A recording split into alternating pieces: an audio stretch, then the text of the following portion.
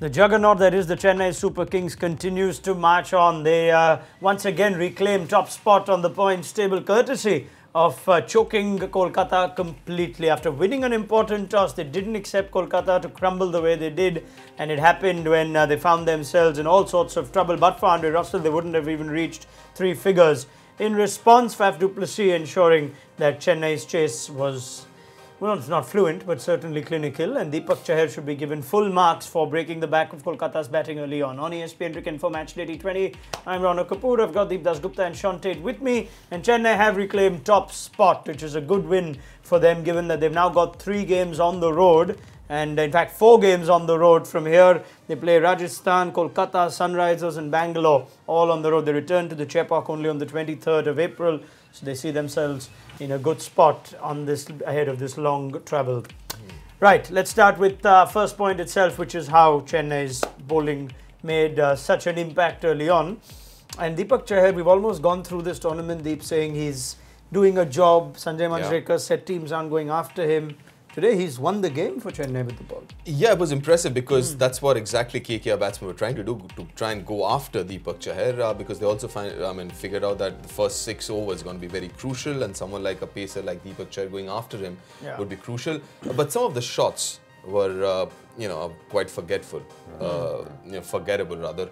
And as far as Deepak is concerned, I think he's been brilliant right through this. Whatever is expected of him and asked of him, he's delivered. Be it bowling in the first 6 or even bowling in the death for that matter. In the last game, he bowled a really good over in the death. He's been a star. I mean, when you look at him, there are a lot of us that thought Deepak Chahar is good. He's steady at best, but he's got nothing exciting about him that'll mean he'll be a you can bank on him as a wicket taker. Today, the way he's bowled today, he's shown he's got something about him to at least keep chipping at wickets. He keeps it pretty simply. He bowls good lengths and he tries to swing the ball.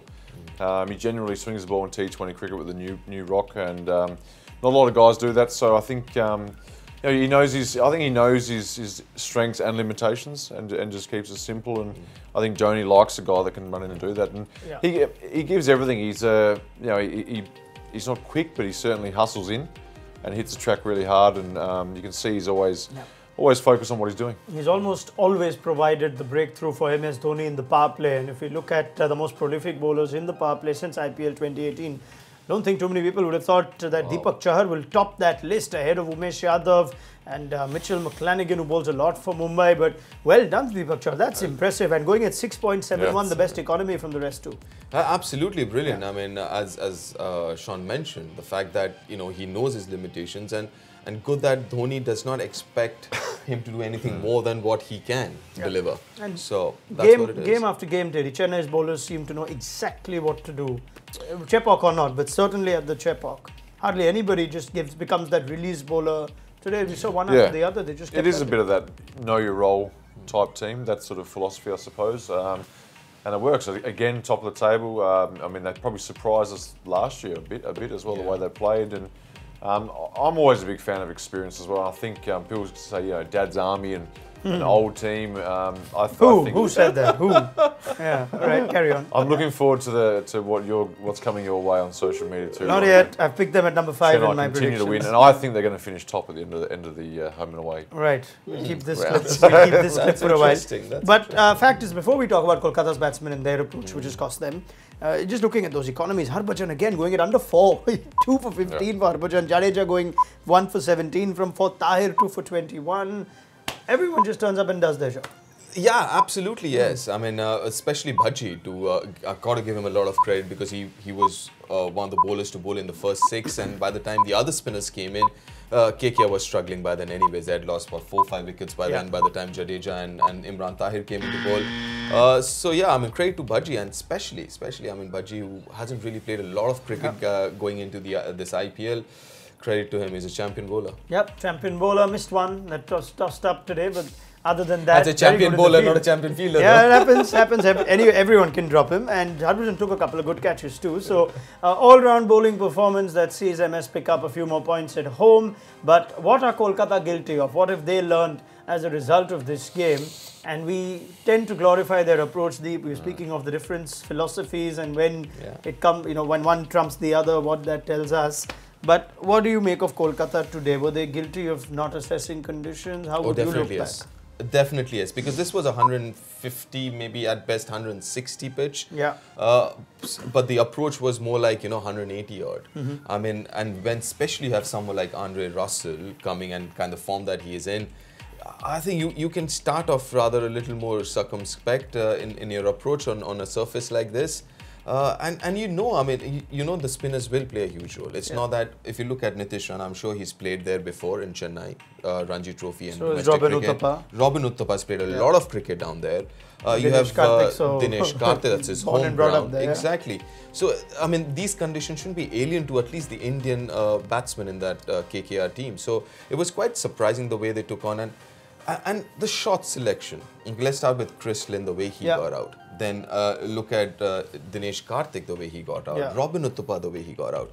I mean, you can get out. I mean, that's part of the but very game. little that had to do with the sort of sluggishness of the pitch. I tend to think you can sort of excuse Lynn and Narayan because that's their role. They get paid for that, but those guys for the middle order, that was a bigger problem. So at what point? I agree with you.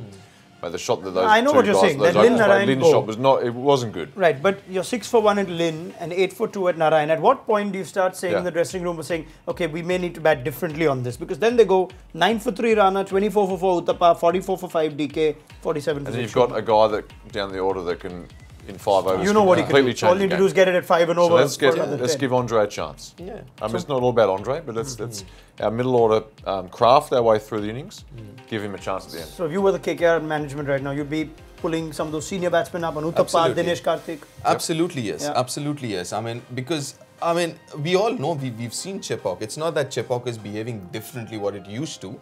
This is what you expect. You go to Chepauk, you expect a 160 game, and that's exactly what it was. Maybe even less today, I guess. So you should have come prepared to the Chepauk. Would this in any way affect how Kolkata approach batting going forward, or is this just a one-off for them?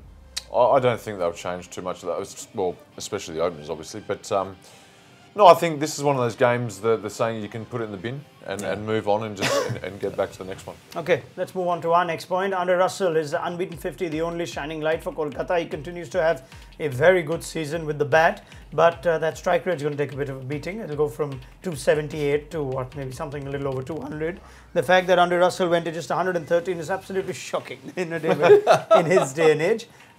Well, Lone Warrior, little that you can sort of say about Russell, but he also found it hard. He probably was looking for that one over where he could have got 20, 25, maybe back it up with another over, which he tends to do.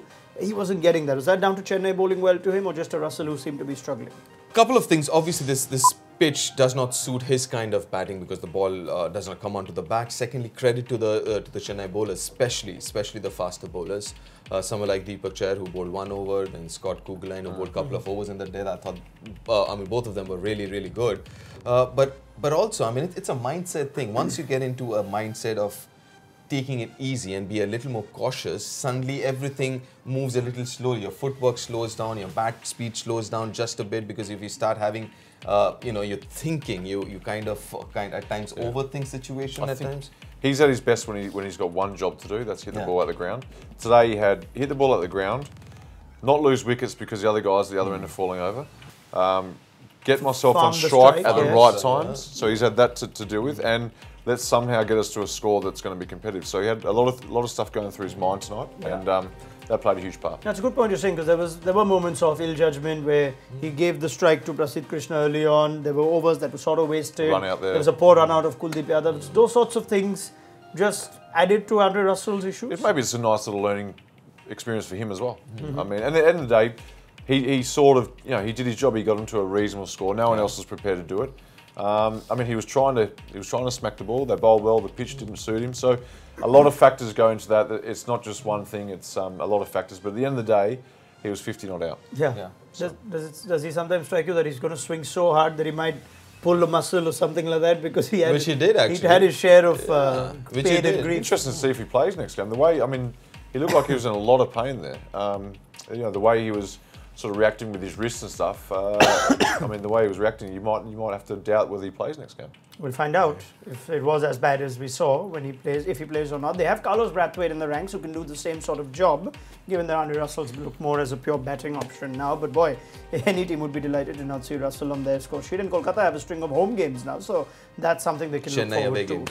Chennai have away games. 4 away games Yes. on potentially 180 plus surfaces. Great That'd be times. interesting. Nothing better than bagging 10 points before you even got to that phase. So yes, elections and whatnot and mean that Chennai will not feature from the IPL for another couple of weeks, and Kolkata on the other hand have a few home games coming up. So contrasting roadmap for both teams ahead. What about our Fab 4 picks for Deep Dasgupta and Shaun Tait? Let's have a look and see how they fared today. Teddy, Nitish Rana, 10 points. He's run away from his pitcher. And Andre Russell with just 70 points.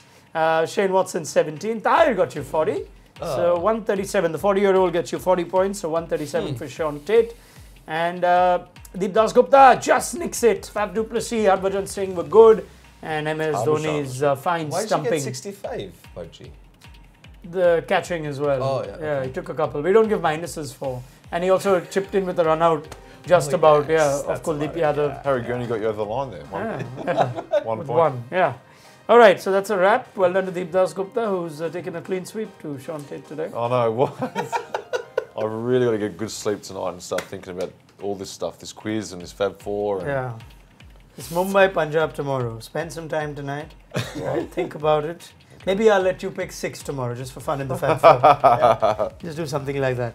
Shaun Tait, Deep Dasgupta, thank you very much for your thoughts and your time. We will continue to get their analysis as this IPL goes on. Join us tomorrow, 7:30 p.m. for build-up on ESPNcricinfo Match Day T20 for the Mumbai Punjab game at the Wankhede Stadium. And before that, 6 p.m. on our Facebook Live feed for ESPNcricinfo Face Off, where Shaun will be hoping to make a comeback and beat Deep at the quiz for once. The story from the Chepauk is that Chennai's fairy run and their hopes of defending the title are only getting stronger and stronger with each game.